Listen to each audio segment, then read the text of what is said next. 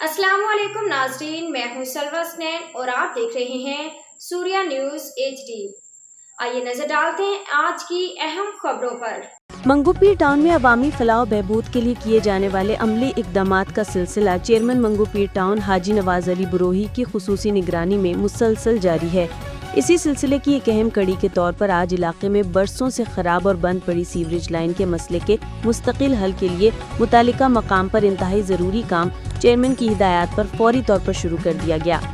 یہ sewerage line عرصہ دراز سے ٹوٹی ہوئی تھی، جس کے باعث گندگی، بدبو اور سیوریج کے پانی سے عوام خصوصاً نمازیوں اور بزرگ شہریوں کو شدید مشکلات کا سامنا تھا۔ اس موقع پر ٹاؤن کے نمائندے اور مختلف محکموں کے افسران بڑی تعداد میں موجود تھے، جن میں وائس چیئرمین منگو پیر ٹاؤن رانا محمد عارف، UC7 کے چیئرمین امید علی قاضی، جماعت اسلامی، وائس چیئرمین حافظ عمران، انفارمیشن سیکرٹری شاہد نور، XCN سرجانی فہیم، فہد رضا، واٹر بورڈ کے انجینئرز، ٹاؤن کا عملہ اور دیگر متعلقہ افسران شامل تھے۔ تمام افسران نے موقع پر موجود رہ کر سیوریج لائن کی کھدائی، تبدیلی اور بحالی کے عمل کا تفصیلی جائزہ لیا۔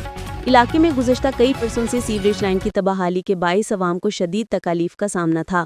گٹر کا پانی گلیوں میں جمع رہتا تھا، مسجد آنے جانے والے نمازیوں کو مشکل پیش آتی تھی اور رہائشی بارہا اس مسئلے کی نشاندہی کر چکے تھے۔